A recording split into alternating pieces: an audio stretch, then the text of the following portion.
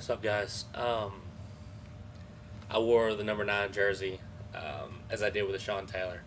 Um, Most of you know, I just found out uh, former Tennessee Titans quarterback Steve McNair was found gunned down today. Uh, right now they're not releasing a lot of details. Right now, I don't know if they know or they're not letting us know who did it, when it happened, and everything. Really, everything I think just came out. Um, so we're all in the dark as everybody. But as I said, I wore my Tony Romo jersey because of the number. I don't think Romo have a problem um, with this being. I'll try to substitute Steve McNair jersey. You know, people die, athletes die, and celebrities, as we know, this past week have died. Um, but certain ones stand out, and this was one of the guys who was not a Dallas Cowboy, who I had so much respect for. A guy who I would never mind for him to wear the star.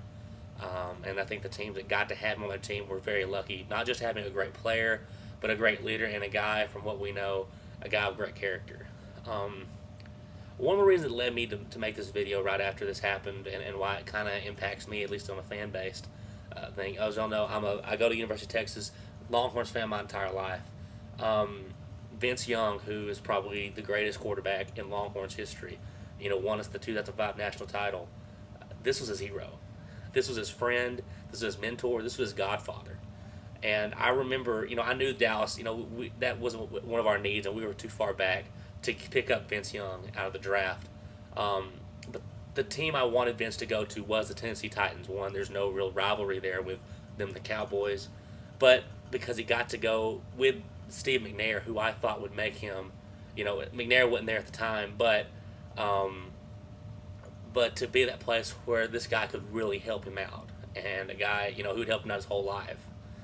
Um, it's difficult, and it's more difficult, I know, for the fans of teams, because that's all we are, fans. We don't know these guys personally, and but it's still, when any of this happens within the league, we may trash each other, we said before, but this, there's guys in the league who you respect, and this is one who I think all of us really did respect. I remember, him and Kurt Warner going at it in the Super Bowl in 2003 in that amazing game, and him just being the ultimate leader. I remember, and also not just a leader, but a guy who's so resilient. I remember they had their own little ESPN had their own graphic for Steve McNair, and it was like, what's hurting Steve McNair this week, and they would just kind of pull up a skeleton there and would point out the different bones or different muscles that had been bothering him, because he played through everything, and he was constantly getting beat up, but he kept playing. He was a warrior in the game, and it's sad to see this happen. It's and the way it happens. Sean Taylor happened, two seasons ago, and that was really terrible. Just for a current player to be gunned down in his prime, really stepping up and being a great player, and also just being broken at his own home. And this, I don't know what's happened here. I don't think any of us really know what's going on here, but either way, it's not good. You liken Steve. It's hard as a fan, to have one of your guys get gunned down or just pass away.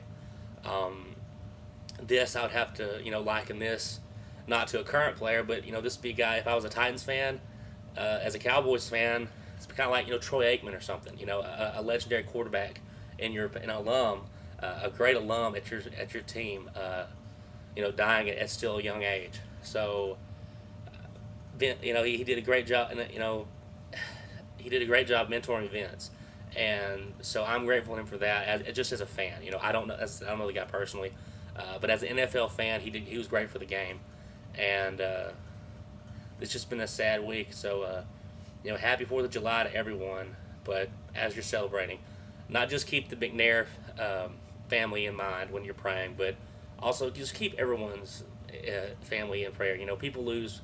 I've been fortunate to not really lose too many people that's close to me.